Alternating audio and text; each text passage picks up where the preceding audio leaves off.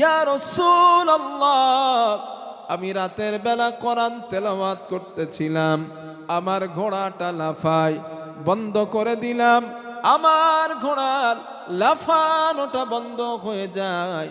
আমি আবার যখন শুরু করি, আমার ঘোড়াটা আবার লাফানো শুরু করে দেয়। হুজুর, ওই যে আমার ছেলে ইয়াহইয়াটা দাঁড়ানো ঘোড়ার পায়ের কাছে, ছেলেটা ঘুমায়। আমি ভয় পেয়ে গেলাম, আমার ছেলেটা না জানি ঘোড়ার পায়ের কারণে মারা যায়। ও আল্লাহর হাবিব, আমি আসমানের দিকে তাকালাম, অসংখ্য জোনাকি পোকার মতো আলো, অসংখ্য জোনাকি পোকার মতো নূর আমার বাড়ির সামনে আসে, চলে যায়। হুজুর, আমি ভয় পেয়ে গেলাম, আপনি আমাকে বলেন ওই আলোগুলো কেন, কারা, আমার একটু পরিচয় দেন। আল্লাহর নবী বলেন, উসাইদ, যেই আলোগুলা তুমি দেখেছো, ওই আলোগুলা দুনিয়ার সাধারণ কোনো আলো না। তিলকাল মালাইকা, আল্লাহর ফেরেশতারা তোমার তেলাওয়াত শুনছিল। একটু মন খুলে বলেন। আল্লাহর নবী বলেন, ও সাহাবা উসাইদ, তুমি কতটা ভুল করেছো তুমি জানো। লাউ ক্বরাআতা লা আসবাহতা হাত্তা ইয়ারাহান নাস মা তাস্তাদিরু মিনহুম। ও আমার সাহাবা উসাইদ, তুমি যদি ফজর পর্যন্ত কোরআন তেলাওয়াত করতে, আমার সাহাবারা মসজিদে নববীতে যখন আসতো, আমার সাহাবারা স্বচক্ষে আল্লাহর ফেরেশতাদের দেখতে পেত। এবার বলেন, রাতের বেলা কোরআন তেলাওয়াত করলে রহমতের ফেরেশতারা আসে কোথায়? কথা বলেন না গে? জমিনে। এখন যেইখানে রহমতের ফেরেশতা নাজিল হয়, ওইখানে আল্লাহ গজবের ফেরেশতা দিবে? তাহলে মাদ্রাসাটা একটা কারণ না আপনাদের গ্রাম গজব মুক্ত থাকার? তাহলে এরে ভালোবাসবেন না? মাসাটারে ভালোবাসবেন না ইনশাল্লাহ? হাদিস নাম্বার 3, না মুখ দিয়ে কন না অন্তর দিয়ে কন যে বাসমু। আপনারা যে টাকা পয়সা দেন, হুজুর আপনারা তো বাসবেনই, যে টাকা পয়সা আপনারা এইখানে দেন, কেন দেন? হাদিস নাম্বার 3। ভাই কষ্ট হইতেছে না তো আপনাদের? আমি বলো সেই বাকি বিল্লাহ 5 বছর আগে আসছিলাম আপনাদের কাছে, 5-6 বছর মনে আছে? তখন ছোট মানুষ মতো ছিলাম, এখন একটু বড় হয়ে গেছে। মনে পড়ছে আপনাদের? ওই মোটদে মাদ্রাসার মোটদে মাহফিল হয়েছিল, আমি ছিলাম আর মাওলানা আব্দুল সুবহান ভাই ছিলেন, মনে আছে না? আমি বলো সেই বাকি বিল্লাহ। হাদিস নাম্বার 2। আজ যে ছেলেগুলার মাথায় আপনারা পাগড়ি পরাইছেন, আল্লাহর নবী কি বলে দেখেন। আল্লাহর নবী বলেন, ক্বালা রাসূলুল্লাহ সাল্লাল্লাহু আলাইহি ওয়াসাল্লাম, রাসূলুল্লাহ সাল্লাল্লাহু আলাইহি ওয়াসাল্লামের বর্ণনা। আল্লাহর নবী বলেন, রাহমাতুল লিল আলামিন বলেন, ফাওয়াল্লাযী নাফসু মুহাম্মাদিন বিয়াদিক, যেই সত্তার হাতে, যেই আল্লাহর হাতে আমি নবী মুহাম্মাদের প্রাণ, আমি নবী মুহাম্মাদের জান, ওই আল্লাহর নামের কসম করে বলছি, কসম করে বলছি, কসম করে বলছি, মা মিন মুতাআল্লিমিন ইখতালিফু ইলা বাবি আলিমিন, এমন কোন তালিবুল ইলম নাই, এমন কোন কোরআনের ছাত্র নাই যেই ছেলেটা কোরআন শেখার জন্য মাদ্রাসার হুজুরের কাছে যায়, হুজুর আমি কোরআন জানি না, আপনি আমাকে কোরআনটা শিখিয়ে দেন। আল্লাহর নবী বলেন, ওই ছেলেটা এখনো নিয়মিত ছাত্র হতে পারে নাই, ওস্তাদের কাছে আসে আর যায়, হুজুর আমাকে আপনি ভর্তি নেন, আমি কোরআনটা শিখতে চাই। আল্লাহ আল্লাহর নবী বলেন ইল্লা কাতাবাল্লাহু লাহু বিকুল্লি কদামিন ইবাদাতা সানাতিন।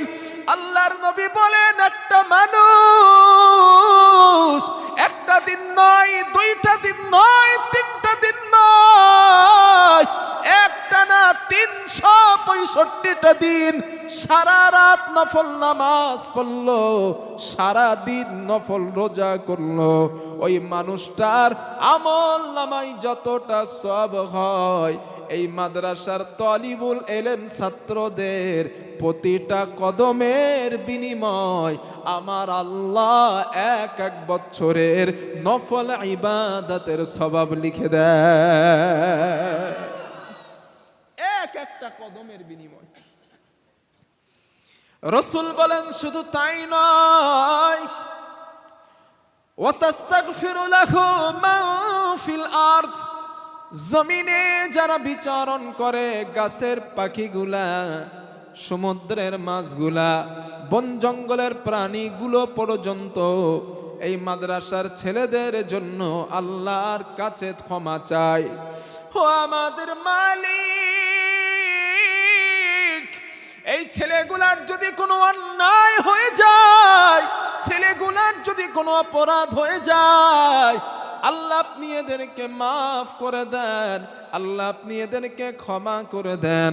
আল্লাহর নবী বলেন ওয়ায়ুমসি ওয়া ইসবিহু মাগফুরাল্লাহ, সকাল আর সন্ধ্যা ওদের আমলনামা পরিষ্কার করে দেওয়া হয়, আমার আল্লাহ ওদের গুনাহগুলা মাফ করে দেন। 5 নাম্বার নবী বলেন وشهدت له الملائكة بأنه متقع الله من النار, ফেরেশতারা সাক্ষী দেন এই সব মাদ্রাসার ছাত্রগুলা আল্লাহর পক্ষ থেকে জাহান্নাম থেকে মুক্তি প্রাপ্ত মানুষ। জোরে জোরে বলেন সুবহানাল্লাহ, লিল্লাহি তাকবীর। ও আসামের মুসলমান, ফেরেশতারা পৃথিবীর কোন মানুষের ব্যাপারে এ সাক্ষী দেয় না যে এরা আল্লাহর পক্ষ থেকে জাহান্নাম থেকে মুক্তি প্রাপ্ত। রাসূল বলেছেন এই মাদ্রাসার তালিবুল ইলমদের ব্যাপারে ফেরেশতারা সাক্ষী দেন এরাই আল্লাহর পক্ষ থেকে জাহান্নাম থেকে মুক্তি প্রাপ্ত মানুষ দুনিয়াতে। সুবহানাল্লাহ বলবেন না? তো যাদের ব্যাপারে ফেরেশতারা এমন ঘোষণা দেন তাদের পিছনে টাকা দিবেন না, দিবেন কাদের? বুঝে আসছে আমার কথা? তাদের পিছনে খরচ করবেন না ভাই, কাদের পিছনে খরচ করবেন? আরে আমি বোঝাতে সক্ষম হচ্ছি আপনাদের। হাদিস নাম্বার 4, এই যে ছেলেগুলোর পাগড়ি পরাই দিছি আজ, ওরা মাদ্রাসার মধ্যে গেছে, এদের ব্যাপারে নবী কি বলে দেখেন। আল্লাহর নবী বলেন ক্বালা রাসূলুল্লাহ সাল্লাল্লাহু আলাইহি ওয়াসাল্লাম, রাসূলুল্লাহ সাল্লাল্লাহু আলাইহি ওয়াসাল্লামের বর্ণনা, আল্লাহর নবী বলেন যেই ছেলেটা কোরআন মুখস্থ করলো, কোরআনের হাফেজ হয়ে গেল, কিয়ামতের দিন কোরআন ওই সন্তানের সামনে চলে যাবে। হাফেজে কোরআনের কাছে যাবার পর কোরআন বলবে তুমি কি আমাকে চেনো? ওই ব্যক্তি বলবে না না না, আমি তোমাকে চিনি না। কোরআন জবাব দিবে আনা সাহিবুকাল কোরআন, আমি তোমার দুনিয়ার সাথী আল কোরআন আল্লাযী আসবাহতুকা ফিল হাওয়াজির। রমজান মাসে দিনের বেলা আমি কোরআন তোমারে খেতে দিই নাই, ওয়া আসহারতু লাইলাতাক, রাতের বেলা আমি কোরআন তোমারে ঘুমাতে দেই নাই। আল্লাহর নবী বলেন, রাহমাতুল লিল আলামিন বলেন, আল্লাহর হাবিব বলেন ফায়ুতাল মুলকু বিয়ামিনিহি, হাফেজে কোরআনের ডান হাতে আল্লাহ জান্নাতের বাদশাহী দিয়া দিবে, ওয়াল খুলদা বিয়াসারিহি। ও ভাই, আপনাদের মোস্তানি করতে বলছে কেডা? হ্যাঁ বক্সগুলো ওই মাথায় দিয়ে আসেন, আপনারা এখানে বসেন, আমি মুখে বলি।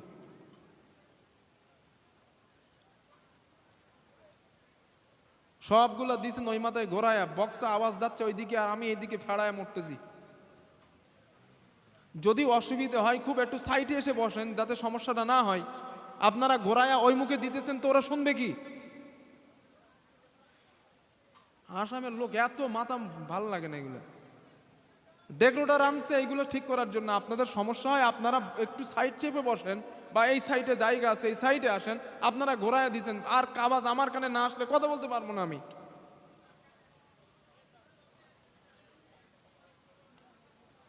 একটা কথা শোনেন ভাই, সারা দিন দুপুর থেকে সন্ধ্যা পর্যন্ত মাঠে মাটি কাটলে যত কষ্ট হয়, 2 ঘন্টা মাইকে কথা বললে ওর থেকে বেশি কষ্ট হয়। হার্টের উপরে প্রেসার দিয়ে কথা বলতে হয়। আমি আস্তে আস্তে কথা বলবো, আপনাদের ভাল লাগবে না, যাবেন বাড়িগা। আমারে রাগান না, আমি রাগী মানুষ, আমারে রাগান না। যেভাবে আছে ওইভাবে থাক, উল্টোপাল্টা করেন না। সমস্যা হইলে ডেকোরেটরের বলেন, উনি ঠিক করবে। ফালতু ঝামেলা করে সব।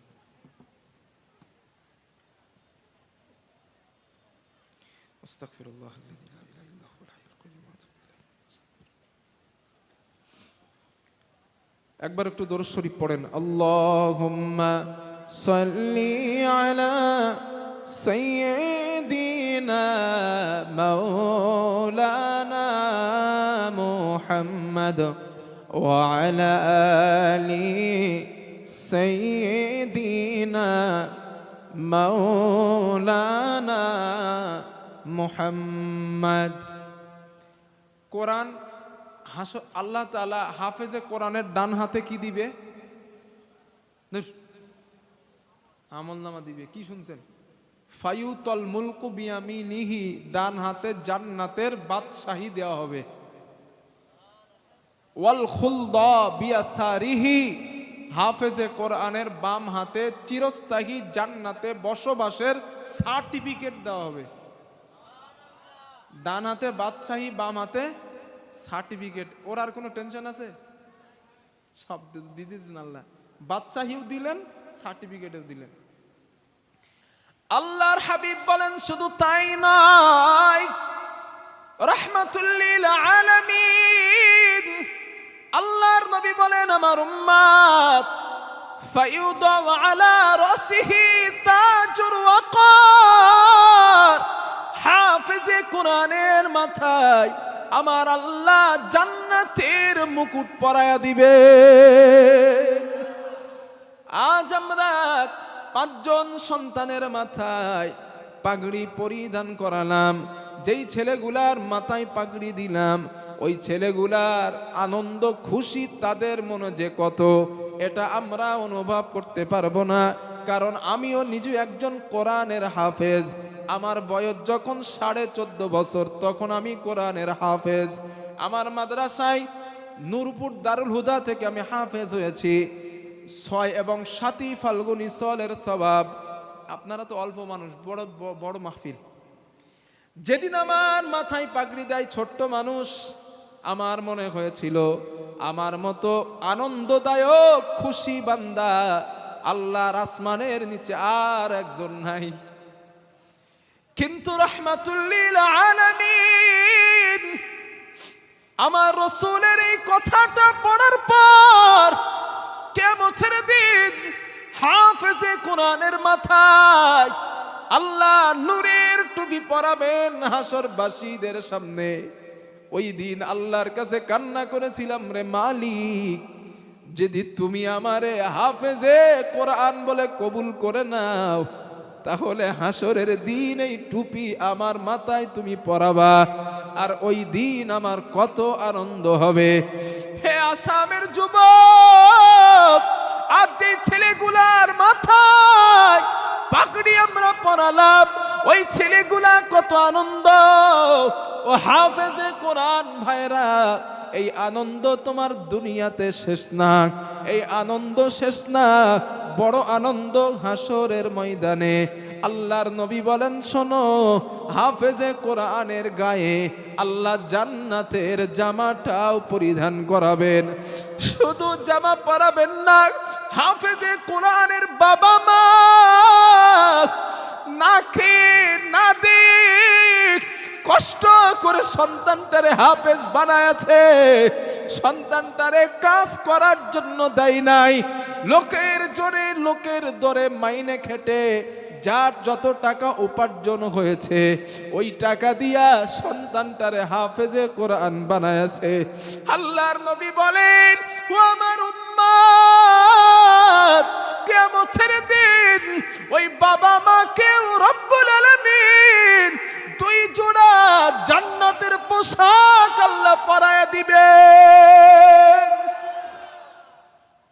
বাবা মা ওই পোশাক পরিধান করার পর বাবা মা বলবে, বিমা কুসিনা হাদিহি, এই সম্মান আমাদের কেন দেওয়া হয়েছে, এই মর্যাদা কেন দেওয়া হয়েছে? আল্লাহর পক্ষ থেকে জবাব দেওয়া হবে, লি আখযি ওয়ালাদিকুমুল কোরআন, তোমাদের সন্তান দুনিয়ায় কোরআন পড়ার কারণে এই মর্যাদা আমার আল্লাহ তোমাদের দিয়ে দিয়েছে। লিল্লাহি তাকবীর। ইচ্ছা আছে একটা ছেলেরে হাফেজ বানাইবেন? একটা ছেলেরে হাফেজ বানাইবেন, ইচ্ছা আছে?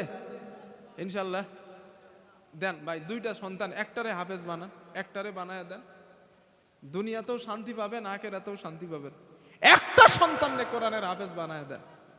যদি বানাইতে পারেন আর একটা লাভ আছে, কি? নবী বলেন, আল্লাহর নবী বলেন, মান ক্বরাআল কুরআন ফাস্তাযহারাহু ফাহাল্লা হালালাহু ওয়া হাররামা হারামাহু আদখালাহুল্লাহুল জান্নাহ। আল্লাহর নবী বলেন, যেই ছেলেটা কোরআন মুখস্থ করলো, ফাহাল্লা হালালাহু, কোরআনের হালালকে হালাল গ্রহণ করলো, ওয়া হাররামা হারামাহু, কোরআনের হারামকে হারাম বর্জন করে দিল, আল্লাহর নবী বলেন, আদখালাহুল্লাহুল জান্নাহ, আমার আল্লাহ তাকে দয়ার জান্নাত দিয়ে দিবে। কোরআনের হাফেজ জান্নাতে গেছে, এখন বাবা মার অবস্থা কি? আগে সুবহানাল্লাহ কোন একটু সবাই বলেন। আল্লাহর নবী বলেন, ওয়াশাফাআহু ফি আশরাতি মিন আহলি বাইতিহি কুল্লুহুম ক্বাদ ওয়াজাবাত লাহুন নার। আল্লাহর নবী বলেন, আমার উম্মত হাফেজে কোরআনকে রব্বুল আলামিন এমন একটা পাওয়ার সম্মান আল্লাহ দিয়ে দিবেন, কিয়ামতের ময়দানে ওই হাফেজে কোরআনের পরিবার থেকে 10 জন জাহান্নাম প্রাপ্ত ব্যক্তি, যারা জাহান্নামের টিকিট হাতে পেয়েছিল, এমন 10 জন জাহান্নাম প্রাপ্ত ব্যক্তিকে এই কোরআনের হাফেজ সুপারিশ করে আল্লাহর জান্নাতে নিয়ে যাবে। কয়জন রে? জোরে কোন।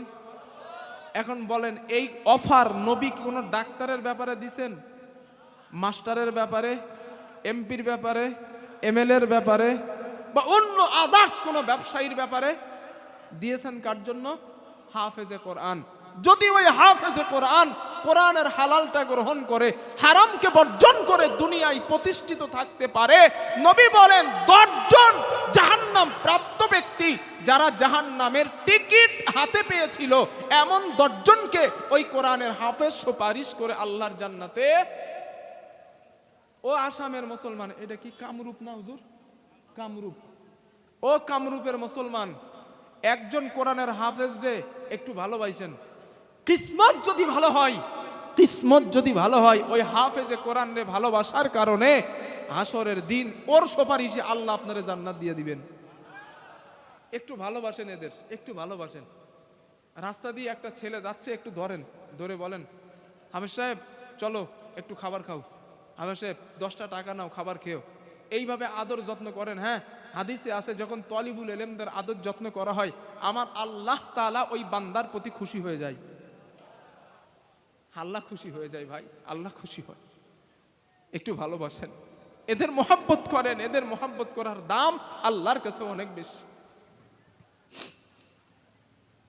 আমার আলোচনা বুঝতে সমস্যা হচ্ছে না তো কারোর? হাদিস কয়টা বলছি?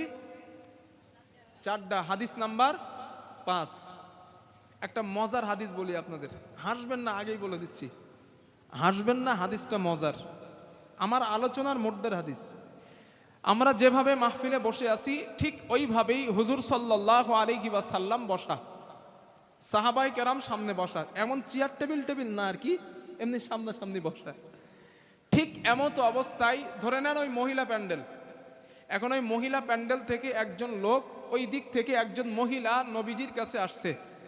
আসার পরে নবীজিকে বলছেন, আহবাবতু লাকা নাফসি ইয়া রাসূলুল্লাহ, হুজুর আমি নিজেকে আপনার কাছে হিবা করে দিতে চাই, মানে আমি আপনারে বিয়ে করতে চাই। নবীরে বিয়ের প্রস্তাব দিস। এখন সাহাবারা সামনে আছে না নবীর, কথা কয় না কে? আছে তো। নবীর লজ্জা করবে না? লজ্জা লাগা স্বাভাবিক। এখন এক্সাম্পল ধরেন, কম বয়স্ক হুজুর কেটা আছে কেন? কম বয়স্ক ওই কোনার হুজুর ধরেন, কোনার হুজুর। হুজুর বয়স কত আপনার? বয়স কত? হ্যাঁ 40? না আমি হুজুর, আমারে দিয়ে দিলে কেমন একটা হয় না? এখন ধরেই না আমার হুজুর, এখনো চান্স আছে 40, তো এখনো লাইন আছে। এখন হুজুরে এসে ধরেন কেউ বলছে, হুজুর আপনারে খুব ভালো লাগছে, আপনারে আমি বিয়ে করবো। তারা কোনো প্যান্ডেল থেকে এসে হুজুরে প্রস্তাব দিছে, হুজুরে শরম করবে না? করাই স্বাভাবিক। তো হুজুর সাল্লাল্লাহু আলাইহি ওয়াসাল্লাম আর শরম করেছে। নবীজি হাদিসে আসছে মাথাটা নিচু করে নেস, লজ্জা পাইছে, মাথা নিচু করেছে। এখন ওই যে মাহফিলের মধ্যে বসেছিলেন একজন গরিব সাহাবা, হাদিসে আসছে ইল্লাম ইয়াকুন ফি হাদা, একজন গরিব সাহাবা মাহফিলের মধ্যে বসা ছিলেন, ও মাঝখান থেকে উঠে দাঁড়ায় আছে। ও বুঝতে পারছে নবীজি মাথা নিচু করছে, মানে নবীজি ওই মেয়েরে বিয়ে করবে না। চান্স একটা পাইছি, দেখি কাজে লাগাইতে পারি কিনা। এখন দাঁড়ায়া বলছে, হুজুর আপনি যদি নারীটাকে বিয়ে না করেন, যাওয়িজনিহা, নারীটা আমার সঙ্গে আপনি বিয়ে দিয়ে দেন। মানে চান্স পাইছে, দেখি কাজে লাগাইতে পারি কিনা। বিয়ে তো হয় না, এখন চান্স একটা পাইছে। এখন হুজুর সাল্লাল্লাহু আলাইহি ওয়াসাল্লাম সাহাবাকে বলছেন, তুমি বিয়ে করবা? জি হুজুর আমি বিয়ে করবো। আল্লাহর নবী বলেন, মোহরানাস, মোহরানা? সাহাবা জবাব দিলেন, লা ওয়াল্লাহি ইয়া রাসূলুল্লাহ, হুজুর আল্লাহর কসম, মোহরানা দেওয়ার মতো টাকা আমার কাছে নাই, মোহরানা দেওয়ার মতো অর্থ পয়সা দিরহাম আমার কাছে নাই। আল্লাহর নবী বলেন, তাহলে বিয়ে কেমনে হবে? ওই সাহাবার মনটা বড় খারাপ, মনে করছিল আল্লাহ রসুল মনে হয় মোহরানা দিয়া দিয়া বিয়ের ব্যবস্থা করে দিবেন। কিন্তু নবী বললেন, না না, মোহরানা তো তোমার কাছে নাই, বিয়ে তোমার হবে না। সাহাবার মনটা খারাপ। রাহমাতুল লিল আলামিন নবী কিছু সময় চুপ থাকার পরে বললেন, সাহাবা ইযহাব ইলা আহলিকা, তুমি তোমার বাড়িতে চলে যাও। ফানজুর হাল তাজিদু ইনদিকা মিন শাই, তুমি বাড়িতে গিয়ে দেখবা কোন জিনিস যদি তুমি পাও, ওই জিনিসটা তুমি আমার কাছে নিয়ে আসবা। হাদিসের মধ্যে আসছে, আল্লাহর নবী বলেন, ওয়ালাউ খাতিমান বিল হাদিদ, তুমি যদি একটা লোহার আংটিও পাও, ওই আংটিটা তুমি আমার কাছে নিয়ে আসবা। আমি নবীজি ওই আংটি মোহরানা ধার্য করে দিয়া ওই নারীটার সঙ্গে তোমার বিয়ের ব্যবস্থা করে দিব। সাহাবা চিন্তা করছে, চান্স হাতছাড়া করা যাবে না। দৌড়ে বাড়ি গেল, খোঁজাখোঁজ আরম্ভ করলো। ও আসামের মুসলমান, একবার চিন্তা করুন, কত গরিব সাহাবা, বাড়িতে একটা লোহার আংটিও তিনি পান নাই। নবীর কাছে চলে আসছেন, হুজুর আমার বাড়িতে একটা লোহার আংটি সম্পদ নাই। আল্লাহর নবী বলেন বিয়ে হবে না, চলে যাও, তোমার বিয়ে হবে না। সাহাবার মনটা বড় খারাপ, মনটা মলিন করে চলে যায়। আল্লাহর নবী ডাক দিলেন, শোনক। ওই সাহাবা হুজুরের কাছে আসলেন। আল্লাহর নবী বললেন, সাহাবা তুমি কি কোরআনের কোন সূরা মুখস্থ পারো? কোরআনের কোন সূরা তুমি মুখস্থ পারো? ওই সাহাবা জবাব দিলেন, হুজুর সূরাতুন মাই সূরাতুন কাযা ওয়া কাযা, আমি কোরআনের ওই সূরাগুলা পারি। আল্লাহর নবী বললেন, টেনশন করো না, ওই সূরাগুলা মোহরানা ধার্য করে দিয়ে এই নারীটার সঙ্গে আমি রাসূলুল্লাহ তোমার বিয়ের ব্যবস্থা করে দিলাম। আসামের মুসলমান কালকে যেন এই হাদিস আমার কাজে লাগায় দেন না। হয়তো মেয়ে ছেলে বিয়ে দিবেন, মেয়ের বাবার কাছে গেছেন, দেখেন বেই মশাই, বেই বলেন তো মেয়ের বাপরে, বেই বেই বেই বলেন তো আপনারা, বেই বিআই বিআই। এখন ধরেন বলছেন বিআই মশাই দেখেন আমার ছেলের ইন্না আতাইনা কুলুস সূরা মুখস্থ আছে, আপনার মেয়েরে ইন্না আতাইনা কুলুস সূরা মুখস্থ করায় দিবে মোহরানা শোধ। এইটা যেন আবার করেন না, আল্লাহর রাস্তে বলছি। কারণ হাদিসটা বলছি শিক্ষার জন্য, আমল করার জন্য বলি নাই। কেন? এখানে মুফতি সাহেব ভর্তি, ওলামায়ে কেরাম ভর্তি আছে, পুরো পরিপূর্ণ ব্যাখ্যা দেওয়ার সময় পাবো না, একটা ব্যাখ্যা দিই। এই হাদিস যেটা আছে, যেটা বলছি, এটা বুখারীর হাদিস। এখন বুখারীতে আছে বলেই কাল থেকে আমল করতে যেন যায় না, মুশকিলে পড়বেন। কেন? কারণ আমাদের সমাজে তো এখন হয়েছে কি, হাদিসে বুখারীতে থাকলে আমল করা শুরু করে দেয়, আছে না? বুখারীতে তো আছেই, তো বুখারীতে থাকলে আমল করা না। এই হাদিসটা বর্তমান জামানায় আমল করা গ্রহণযোগ্য কি না, এইটা আগে মুহাদ্দিসদের কল দেখতে হবে। কথা বুঝতেছেন? এই হাদিসটা আমল করতে পারবেন তখন, আর আমল করা যাবে তখন যখন আপনার বাড়িতে একটা লোহার আংটি পরিমাণ সম্পদ, জোরে কোন, থাকবে না।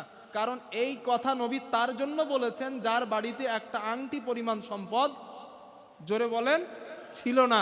এখন আপনারা বলেন গোটা পৃথিবীতে একটা মানুষ এমন আছে যার বাড়িতে 100 টাকা পরিমাণ সম্পদ নাই? কথা কন না কে? আছে? যদি থাকে তাইলে সূরা দিয়ে মোহরানা ধার্য করবেন কেমনে? হাদিস বুখারীতে আছে বলে দুমদাম করে বগল বাজাইলেন, হুজুর বুখারীতে পাইছি, বুখারীতে পাইছি। না, এগুলো জাহিলিয়াতের কাজ হবে। কিন্তু বাকি কথাটা মুফতি সাহেবদের কাছ থেকে বুঝে নিয়েন। কথা বুঝে আসছে তো? আমল করা বর্তমান যুগে এই হাদিস যাবে না। হ্যাঁ, কখনো যদি আল্লাহ এমন সময় দেয় তখন এই হাদিস আমরা কাজে লাগাবো ইনশাআল্লাহ। হুজুর ঠিক বলতিস তো নাকি? না, আমি তো ছোট মানুষ, এলেম কালাম নাই, তো একটু জিজ্ঞেস করে নিই আর কি। আমার বন্ধুগণ, হাদিস কয়টা বলছি? 5টা না? হাদিস নাম্বার 6, আল্লাহর নবী বলেন, ক্বালা রাসূলুল্লাহ সাল্লাল্লাহু আলাইহি ওয়াসাল্লাম, আল্লাহর নবী বলেন, ইকরাল কুরআন ফাইন্নাহু ইয়াতি ইয়াউমাল কিয়ামাতি শাফিআন লিআসহাবিহি। আল্লাহর নবী বলেন, আমার উম্মত তোমরা কোরআন পড়ো, বেশি বেশি করে তোমরা কোরআন পড়ো। আল্লাহর নবী বলেন, কেন কোরআন পড়বা জানো? কারণ কিয়ামতের দিন এই কোরআন পাঠক পাঠিকার জন্য আল্লাহর সামনে সুপারিশ করে আল্লাহর জান্নাতে নিয়ে যাবে। এরপরে আল্লাহর নবী বলেন, ও আমার উম্মত ইকরাউজ যাহরাইন, তোমরা এই কোরআনের 2টা উজ্জ্বলতম সূরা পড়বা। কয়টা? জোরে বলেন। আল্লাহর নবী বলেন 2টা উজ্জ্বলতম সূরা বেশি বেশি করে পড়বা। আল্লাহর নবী, সাহাবারা বললেন, হুজুর কোন 2টা সূরা? আল্লাহর নবী বলেন, 1 নাম্বার সূরা বাকারা ওয়া সূরাতুল আলে ইমরান। নবী বলেন 1 নাম্বার সূরা বাকারা, 2 নাম্বার সূরা আলে ইমরান। আল্লাহর নবী বলেন, কি কেন পড়বা জানো? ফাইন্নাহুমা ইয়াতিয়ানি ইয়াউমাল কিয়ামাত কান্নাহুমা গামামাতান। এই 2টা সূরা হাসরের দিন দুই খণ্ড মেঘ অথবা দুইটা ছায়া হয়ে তোমার সামনে আল্লাহর সামনে তোমার পাশে দাঁড়াবে। আল্লাহর নবী বলেন শুধু তাই না, আও ফিরকানিম মিন তাইরিন সাফা, অথবা দুইটা উঠতে থাকা পাখির ঝাঁক তোমার পাশে আল্লাহর সামনে দাঁড়াবে। আল্লাহর নবী বলেন এই দুইটা সুরাক আল্লাহর কাছে সুপারিশ করে ঝগড়া করা আরম্ভ করবে। এক পর্যায়ে তর্ক করতে করতে ওই বান্দাকে আল্লাহর জান্নাতে নিয়ে যাবে। এই ছেলেগুলা পড়ে না এই দুইটা সূরা? মাদ্রাসার ছেলেগুলো পড়ে না ভাই? আমরা পড়বো ইনশাল্লাহ, পড়বো ইনশাল্লাহ, না চায়ের দোকানে কাটাই দিব সময়? পড়বো ইনশাল্লাহ, পড়বো। আর সূরা বাকারা যদি পড়েন আর একটা লাভ আছে, আর একটা লাভ কি জানেন? আপনাদের অনেকের বাড়িতে জিনের সমস্যা আছে না ভাই? কথা কয় না? বাচ্চা কাচ্চা জিন ধরে, স্ত্রীর ধরে, হাবিজাবি জিন সমস্যা করে। হুজুরের কাছে ঝাড়ফুঁক করতে যান, পানি পড়া নেন, কিচ্ছু করার দরকার নাই। একটা আমল বলে দিচ্ছি, এই আমলটা করেন ইনশাল্লাহ আপনার বাড়ি থেকে আল্লাহ তাআলা জিনকে মাহফুজ রেখে দেবেন।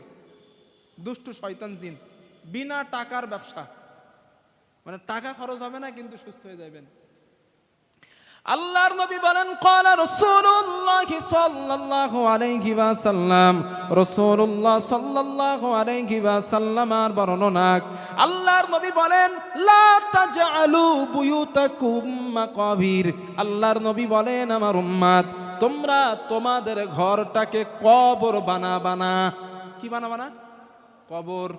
নবীজি বলেন ফাইন্না শাইতান ইয়াফিরুক মিনাল বাইতিল্লাযী তুকরাউ ফীহি সূরাতুল বাকারা।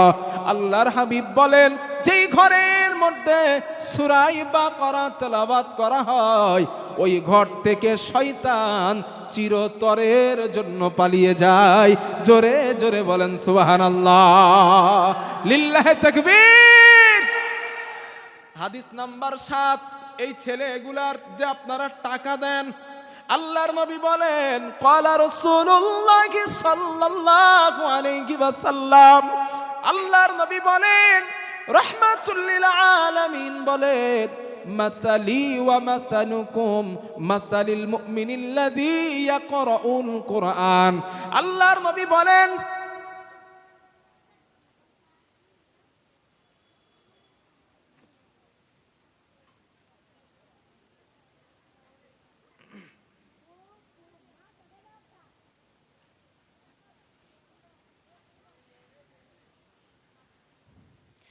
আল্লাহর নবী বলেন মাসালিল মুমিনিল্লাযী ইয়াকরাউল কুরআন, তোমাদের মধ্যে যে ঈমানদার মুসলমান নিয়মিত কোরআন তেলাওয়াত করে, নবী বলেন আল্লাহর কাছে তার দৃষ্টান্ত হলো কামাসালিল উতুরুজ্জা, মিষ্টি কমলা লেবুর মতো আল্লাহর কাছে তার দৃষ্টান্ত। আল্লাহর নবী বলেন সাহাবারা মিষ্টি কমলা লেবুর মতো কেন জানো? নবীজি বলেন রিহুহা তাইয়িবুন ওয়া তা'মুহা তাইয়িবুন, যেই কমলা লেবুর স্বাদ অনেক মিষ্টি, যেই কমলা লেবুর ঘ্রাণ অনেক সুন্দর। আল্লাহর নবী বলেন আমার উম্মত যেই মানুষটা কোরআন তেলাওয়াত করলো নিয়মিত, আল্লাহর কাছে তার দৃষ্টান্ত হলো মিষ্টি কমলা লেবুর মতো। জোরে জোরে বলেন সুবহানাল্লাহ। আপনারা যারা কোরআন না পড়ে মনের মাথায় সময়গুলো কাটিয়ে দেন, চায়ের দোকানে সময়গুলো নষ্ট করে দেন, আল্লাহর নবী বলেন উম্মাত ওয়া মাসালুল মুমিনিল্লাযী লা ইয়াকরাউল কুরআন। আল্লাহর নবী বলেন যারা কোরআন পড়ে না, যেই মুসলমান কোরআন তেলাওয়াত করে না, নবী বলেন আল্লাহর কাছে তার দৃষ্টান্ত হলো কামাসালিত তামরা, খেজুরের মতো। নবীজি খেজুরের কথা এজন্য বললেন, আল্লাহর নবী বলেন সাহাবারা খেজুর খেতে স্বাদ লাগে কিন্তু খেজুরের কোনো ঘ্রাণ নাই, ঠিক কিনা? আরো জোরে কোন, মুসলমান ইমানদার, এই মাদ্রাসার ছেলেগুলার আল্লাহর কাছে মূল্য হলো মিষ্টি কমলা লেবুর মতো। জোরে জোরে বলেন সুবহানাল্লাহ, নারায়ে তাকবীর। এজন্য যতদিন বাঁচবো কোরআন নিয়ে বাঁচবো ইনশাআল্লাহ। জোরে বলেন ইনশাআল্লাহ। অধিকার চাও যদি জীবনে মরণে, ফিরে চাও খুঁজে নাও চোখ রাখো কোরআনে। সমাধান চাও যদি জীবনে মরণে, ফিরে চাও খুঁজে নাও চোখ রাখো কোরআনে। এতেই পাবে সুখ শান্তির ঠিকানা, এতেই পাবে সুখ শান্তির ঠিকানা। যদি মেনে নাও তুমি মনে প্রাণে, সমাধান সমাধান চাও যদি জীবনে মরণে, ফিরে চাও খুঁজে নাও চোখ রাখো কোরআনে। ঠিক কিনা? জোরে বলেন। এ যে চিরবাণী চির অভিধান, এ যে চিরবাণী খোদারি কালামে পাক। এই দুনিয়া আর ওই দুনিয়া, এই দুনিয়া আর ওই দুনিয়া, শান্তি পাবে তুমি দোজাহানে। সমাধান সমাধান চাও যদি জীবনে মরণে, ফিরে চাও খুঁজে নাও চোখ রাখো কোরআনে। বলেন ইনশাআল্লাহ, সবাই বলেন ইনশাআল্লাহ। আল্লাহ আমাদের যতদিন দুনিয়াতে জীবিত রাখবেন, যতদিন আমরা দুনিয়াতে বেঁচে থাকবো, আমরা আল্লাহর কোরআন নিয়েই বেঁচে থাকবো। বলেন ইনশাআল্লাহ। আরো জোরে বলেন ইনশাআল্লাহ। কারণ কোরআনের সঙ্গে যার সম্পর্ক হয়ে যায়, আমার রবের সাথে তার সম্পর্ক হয়ে যায়। আর নবী বলেন ইন্না লিল্লাহি আহলিনা মিনান নাস। এই পৃথিবীতে কিছু মানুষ আছে আল্লাহর পরিবারের লোক। সুবহানাল্লাহ বলবেন না? নবী বলছেন কিছু মানুষ আছে কার পরিবারের লোক? জোরে কোন? আল্লাহর। সাহাবারা চমকে উঠলেন, হুজুর বলেন কি আপনি? আল্লাহর পরিবারের লোক কারা হুজুর? তারা কারা? নবী বলেন শোনো, আল্লাহর পরিবারের সদস্য হলো তারা, আল্লাহর পরিবারের লোক হলো তারা। আহলুল কোরআন হুম আহলুল্লাহ ওয়া খাসাতুহু। দুনিয়ায় যে ইমানদার কোরআন পড়ে যারা, আল্লাহর পরিবারের সদস্য হলো, জোরে কোন? তারা। পড়বেন না ইনশাআল্লাহ? কোরআনওয়ালাকে ভালোবাসবেন না? চাচাজি আমি মুসাফির মানুষ, আমি আপনাদের সেই ছোট্ট বাকিবিল্লা 6 বছর আসে আগা মানুষটা। আমি আজ আপনাদের একটা কথা বলি, একটা কথা বলে যাই, ছোট্ট কথা। সব কথা ভুলে গেলেও এই কথাটা ভুলে যায়েন না। আমি মুসাফির মানুষ, হ্যাঁ আমি ছোট্ট মানুষ, আপনাদের কারোর ভাই, আমি কারোর সন্তানের মতো। এই কথাটা ভুলে যান না। সম্ভব যদি হয় পৃথিবীতে সন্তান সন্ততির সঙ্গে যেমন সম্পর্ক রাখছেন, বাবা মার সাথে পরিবার পরিজনের সাথে যেমন সম্পর্ক রেখেছেন, সম্ভব যদি হয় এই তালিবুল ইলমদের সাথে একটু সম্পর্ক রাখেন। এই কথাটা বলে যাচ্ছি, এর ব্যাখ্যা বহুত দিতে হবে, সব তো দেওয়া সম্ভব না। তবে আপনাদের এই ছেলেটার কথা একটু মনে রাখেন। সময় পেলে একটু মাদ্রাসার থেকে ঘুরে যান, ছেলেগুলা কি করছে, হুজুরগুলা কি করছে একটু খবর নিলেন। একটা বাচ্চার মাথায় একটু হাত বোলালেন, গায়ে একটু হাত বোলালেন, পকেট থেকে 10টা টাকা বার করে একটা বাচ্চার হাতে দিলেন, বা 100টা টাকা বার করে কমিটির কাছে দিলেন, হুজুর এই টাকাটা মাদ্রাসার ছেলেদের খাইয়ে দিয়েন, এই টাকাটা মাদ্রাসার ছেলেদের খাবার পিছনে ব্যয় করেন। বিশ্বাস করুন, এই অবস্থায় যদি দুনিয়া থেকে যেতে পারেন, হাবিব বলেছেন কবরের আযাব আল্লাহ তাআলা মাফ করে দিবেন। আল মাউতু বিলা আমালিন সালিহ। কোন ব্যক্তি যদি নেক কাজ করতে করতে মারা যায়, সতের সঙ্গে জড়িত থাকা অবস্থায় মারা যায়, আমার রব তারে শাহাদাতের মর্যাদা দিবেন। একটু জড়িত থাকবেন ইনশাআল্লাহ। একটা বাস্তব ঘটনা শোনায় আপনাদের, একদম বাস্তব ঘটনা। আমি এখান থেকে লকডাউনের আগে বাংলাদেশে যাইতাম জলসা করতে। আমার এখন আর বাংলাদেশে যাওয়া হয় না। আমি 3-4 বছর বাংলাদেশে যাই না। লকডাউনের পর থেকে আর বাংলাদেশে আমি যেতে পারি না, যাই না, এদিকে সময় দিতে পারি না বলে। তো বাংলাদেশের কোনো একটা জায়গায় আমি মাহফিল করতে গিয়েছি, এখান থেকে 5-6 বছর আগের কথা বলতেছি। সেখানে মাহফিল করতে গিয়েছি, যেই বাড়ি আমাকে থাকতে দিয়েছেন উনি একজন আলেম, হাফেজ কিনা জানি না, তবে আলেম এটা শিওর। ওই আলেম একদিন আমাকে বললেন মাগরিবের নামাজের পর, হুজুর আপনার স্টেজে ওঠার সময় রাত 9টা অথবা 9:30, চলুন একটা কবর আপনাকে জিয়ারাত করতে নিয়ে যাব। আমি চিন্তা করলাম আমি মুসাফির, মনে হয় আল্লাহর কোন অলির কবর হবে। মুসাফির মানুষ যায় কবর জিয়ারাত করা সুন্নাতই নিয়েতে গেলাম। রাতের বেলা মাগরিবের নামাজের পর আমি কবর জিয়ারাত করতে ওনার সঙ্গে গেলাম। আমি গিয়ে দেখলাম কবরের মধ্যে সাধারণ সব কবরগুলা রয়েছে। আমি ওনাকে জিজ্ঞাসা করলাম, ভাই মাওলানা সাহেব, আপনি আমাকে কবর জিয়ারাত করতে আনলেন, আমি মনে করলাম আল্লাহর কোনো অলির মাজার হবে, কিন্তু দেখি সাধারণ একটা কবর, সাধারণ একটা কবর। ওই আলেম বলেন, হুজুর দোয়া করে নেন, জিয়ারাত করে নেন, এরপরে বাড়ি গিয়ে ঘটনাটা আপনাকে বলবো। জিয়ারাত শেষ করলাম, বাড়ি আসলাম, ওনাকে জিজ্ঞাসা করলাম ঘটনাটা আমাকে একটু বলেন। ওই আলেম আমাকে বলেন, হুজুর ওই কবরের মধ্যে এমন একজন মহিলা শায়িত রয়েছে, এমন একজন মহিলার কবর রয়েছে যেই মহিলার 4টে সন্তান, 4জনই কোরআনের হাফেজ। আমি ওনারে বললাম, এমন অনেক বাবা মা দুনিয়াতে আছেন যাদের সন্তানরা হাফেজ আলেম সবগুলা। বললেন, হুজুর ওই মহিলার জীবনটা আলাদা। আমি শোনার জন্য আগ্রহী হয়ে গেলাম। একই গ্রামের মানুষ তারা। আমাকে বললেন, হুজুর ওই সন্তান, ওই মহিলার 4 নাম্বার সন্তানটা যখন পেটে, ওই মহিলার স্বামীটা মারা যায়। 3টে সন্তান, 3জনাই মাদ্রাসায় পড়ে। সন্তান পেটে, ওই সন্তানটাও ভূমিষ্ঠ হলো, সন্তানটাও ছেলে। ছোট ছেলেটার নাম আব্দুল্লাহ। সন্তান 4টা 7 বছরের মতো বয়স। ছোট ছেলেটা কয়েক পারার হাফেজ, 3টা ছেলে পুঙ্খানু কোরআনের হাফেজ। ছোট ছেলেটাও পরিপূর্ণ হাফেজ হবার কিছু বাকি আছে।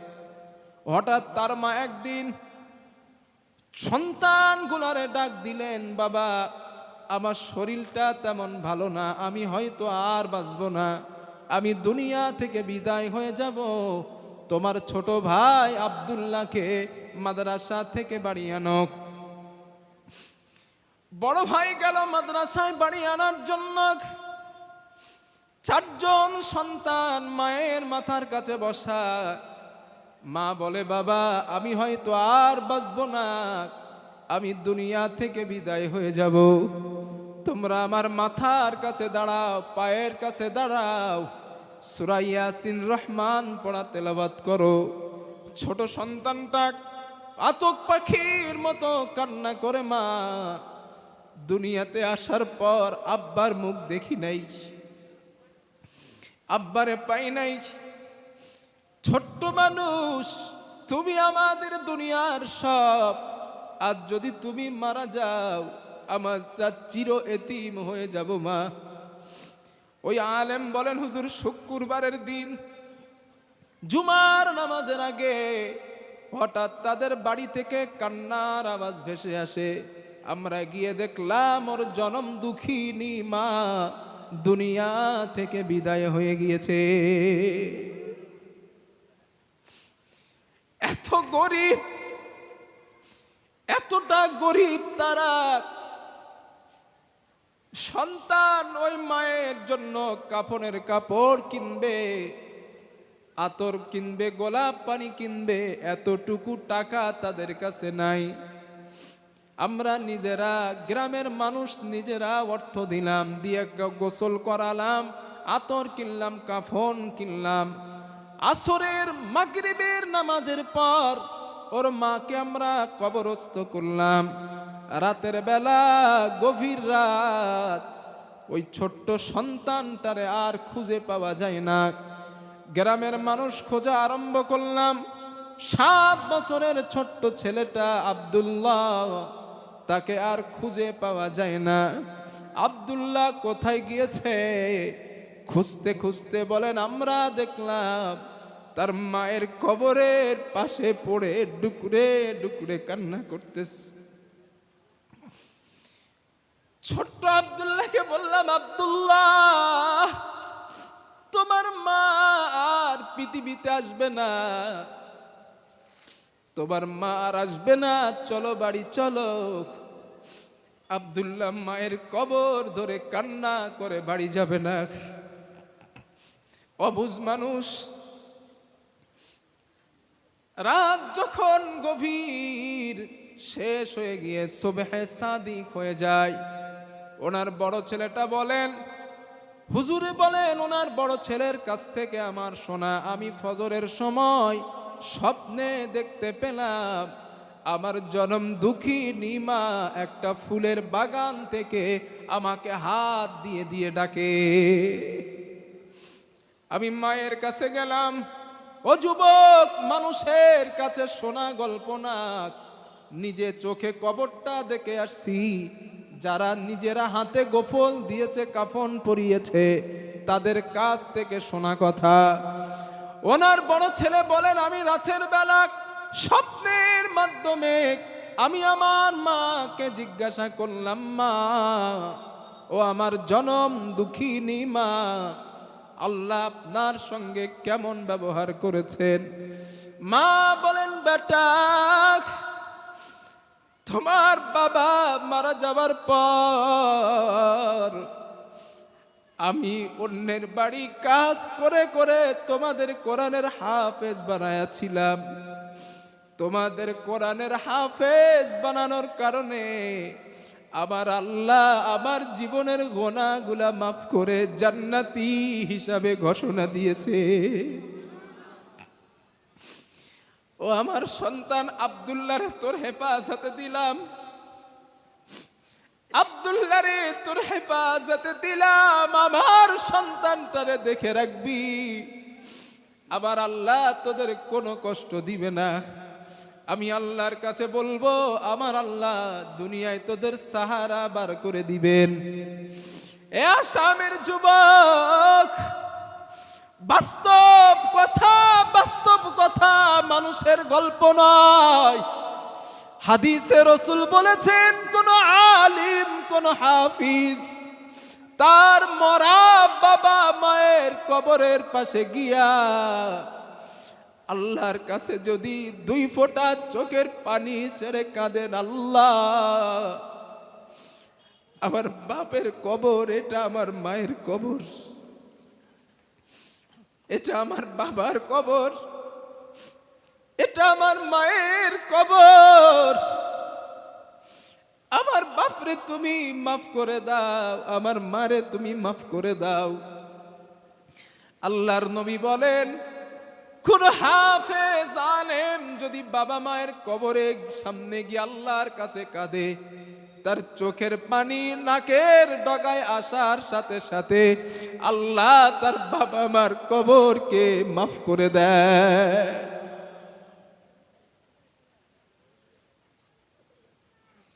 আসামের মুসলমান সন্তান যাদের নাই, সন্তান হাফেজ আলেম বানানোর সৌভাগ্য আর হয় নাই, আপনাদের সন্তান বাকি বিল্লাহ বলে যায়, সম্ভব যদি হয় এই তালিবুল ইলমদের একটু ভালোবাসেন, এদেরকে সন্তান মনে করে নিয়েন। আমার আল্লাহর কাছে যদি এটা কবুল হয়ে যায়, এদের দোয়ার বদৌলতে আমার আল্লাহ জান্নাতি হিসাবে ঘোষণা দিয়ে দিবে। পারবো আমরা? পারবো ইনশাল্লাহ? এদের সন্তান রূপে মনে করতে পারবো ইনশাল্লাহ? কে কে পারবো একটু হাত তোলেন তো দেখি। এই মাদ্রাসার ছেলেদের সন্তান রূপে মনে করবো আমরা। মাবুদ তুমি আমার ভাইদের সবার হাত কবুল করে নাও, বলেন আমিন। আল্লাহ ওদের দিলের মধ্যে তুমি মাদ্রাসার ছেলেদের প্রেম মোহাব্বত পয়দা করে দাও আল্লাহ। আল্লাহ এদের দিলের মধ্যে তুমি কলিজা ভরা মোহাব্বত, তুমি ভালোবাসা ঢেলে দাও, বলেন আমিন। আরো জোরে বলেন আমিন। আপনাদের যাদের আব্বা নাই, আম্মা নাই, মাদ্রাসার ছেলেদের কাছে আসবেন, 200 টাকা 500 টাকা হাদিয়া দিয়ে বলবেন, বাবা আমার বাবা মা মারা গেছে, একটু দোয়া করো না। আমার আব্বা নাই, মা নাই, একটু দোয়া করে দাও। আপনি তো যাবেন কবরের পাশে কাঁদবেন, আর এদের দোয়া নবীজি বলেছেন আমার আল্লাহর কাছে তলিবুল ইলমরা হাত পাতলে আমার আল্লাহ ফেরায়া দেয় না, আমার আল্লাহ ফেরায়া দেয় না। এদের কাছে এসে একটু দোয়া নিয়েন, একটু দোয়া নিয়েন। কিসমত যদি ভালো হয় এই দোয়ার বদৌলতে আপনার আব্বা আম্মার কবরের আযাব আল্লাহ মাফ করে দিবেন। ইমাম রাজি রহমাতুল্লাহ আলাইহি একটা ঘটনা লিখেছেন। ওনার জামানায় একজন বুজুর্গ ব্যক্তি ছিলেন। ওই বুজুর্গ ব্যক্তিটা রাতের বেলা স্বপ্ন দেখেন একজন ব্যক্তির গায়ে জাহান্নামার পোশাক, একজন ব্যক্তির গায়ে। ওই বুজুর্গ ব্যক্তি জিজ্ঞাসা করলেন, ও আল্লাহর বান্দা, তোমার গায়ে জাহান্নামার পোশাক কেন? কি অপরাধ তুমি করেছো? স্বপ্নের মাধ্যমে জিজ্ঞাসা করলেন। ওই ব্যক্তিটা বললেন, আমি দুনিয়ায় বড় অপরাধ করেছিলাম, এই জন্য আল্লাহ আমার গায়ে জাহান্নামার পোশাক পরিয়ে দিয়েছেন। ওই মৃত ব্যক্তিটা বললেন, ও বুজুর্গ ব্যক্তি, আপনি আমার জন্য একটা উপকার করে দেন। কি উপকার বলুন? অমুক গ্রামে যাবেন, অমুক গ্রামে আমার একজন কন্যা সন্তান জীবিত আছে। ওই সন্তানটারে বলবেন, ও আমার ওই মেয়েটাকে বলবেন তোমার বাবার নামে তুমি কিছু আল্লাহর রাস্তায় সদকা করে দাও, আল্লাহর রাস্তায় দান করে দাও। যদি আমার মেয়েটা সদকা করে দেয়, আমার আল্লাহ ওই সদকার বিনিময় আমার গোর আযাব আল্লাহ মাফ করে দিবেন। ইমাম রাজি রহমাতুল্লাহ আলাইহি লেখেন, ওই বুজুর্গ ব্যক্তিটা, বুজুর্গ মানুষটা খোঁজাখোঁজ নিয়ে ওই গ্রামের মধ্যে গেলেন। জিজ্ঞাসা করলেন, অমুক ব্যক্তি নামে কোনো মানুষ কি আপনাদের গ্রামে কয়েকদিন আগে মারা গিয়েছে? লোকজন বলল, হ্যাঁ, ওই তো তার কবর। ওই বুজুর্গ ব্যক্তি বললেন, ওই লোকটার কি কোনো সন্তান আছে? বলল, হ্যাঁ, একজন মেয়ে সন্তান আছে। ওই বুজুর্গ জিজ্ঞাসা করলেন, মেয়েটা কোথায়? আমার সঙ্গে একটু দেখা করায়া দাও। গ্রামের লোকজন বললেন, আপনাকে তো দেখে মনে হচ্ছে আপনি আল্লাহর একজন মাহবুব বান্দা, ভালো মানুষ, বুজুর্গ মানুষ। ওই মহিলার খোঁজ আপনি কেন নেন? বুজুর্গ ব্যক্তিটা কোনো মতে বলতে চায় না। ওই মানুষগুলো বললেন, আপনার দেখি তো ভালোই মনে হয়, আপনার মতলব তো খারাপ। বুজুর্গ ব্যক্তি বলে, আমাকে ভুল বুঝবেন না, মেয়েটার পরিচয়টা আমাকে দাও। কেন তোমরা এমন কথা বলো? ওই গ্রামের মানুষগুলো বললেন, ওই মেয়েটা চরিত্রহীনা, তার যৌবনকে বিক্রি করে, আর আপনি তার ব্যাপারে খবর নেন, আপনার মতলব কিন্তু ভালো না। ওই বুজুর্গ ব্যক্তি তাও স্বীকার হয় না। আল্লাহর বান্দারা, আমাকে তোমরা দোষারোপ করো না, মেয়েটার পরিচয় আমাকে দাও, আমি বড় সমস্যার মধ্যে আছি। বললেন, ওই দিকে যাও, ওই নদীর পারে যাও, ওইখানে গেলে মেয়েটার সঙ্গে দেখা পেয়ে যাবে। বুজুর্গ ব্যক্তিটা নদীর পাড়ে গেলেন, গিয়ে দেখলেন একজন মহিলা। নাম জিজ্ঞাসা করলেন, তোমার নাম কি? অমুক। জি। তোমার বাবার নাম কি? অমুক। জি। তোমার বাবা কয়েকদিন আগে দুনিয়া থেকে কি চলে গিয়েছে? জি, আমার বাবা চলে গিয়েছে। ওই বুজুর্গ ব্যক্তি বলেন, গতদিন রাত্রে আমি স্বপ্ন দেখলাম তোমার বাবার গায়ে জাহান্নামার পোশাক পরিধান করানো হয়েছে। তোমার বাবা বলেছে, আমার মেয়েকে গিয়ে বলবা, আমার মেয়েকে আল্লাহর রাস্তায় একটু সদকা করতে বলবা, আমার আল্লাহ ওই দানের বিনিময়, সদকার বিনিময় আমারে আল্লাহ মাফ করে দিবেন। বুজুর্গ ব্যক্তিটা ওই কথা বলার পর ওই মহিলাটা রাগান্বিত হয়ে নদী থেকে এক আজলা পানি নিয়ে ওই বুজুর্গ ব্যক্তির মুখে ছুঁড়ে মারলেন। ঠাট্টা কইরা বিদ্রুপ করে আজলা নিয়ে পানি মুখে মারলেন। ও বুজুর্গ, আমার বাবার কারণে আজ আমার যৌবন বিক্রি করে খেতে হয়। আমি দুনিয়ার একটাই তার সন্তান, আমার জন্য কিছুই রেখে যাই নাই। আমি সংসার চালাবো, রুজি উপার্জন করব, এতটুকু ব্যবস্থা আমার নাই। আর সেই বাবার জন্য আমার কাছে সদকা চাইতে আসছেন। না না, আমি সদকা দিব না, চলে যাও, আমি বাবার জন্য সদকা দিব না। ইমাম রাজি লেখেন, ওই ব্যক্তিটা মনটা খারাপ করে চলে যায়। মনটা খারাপ করে চলে যায়।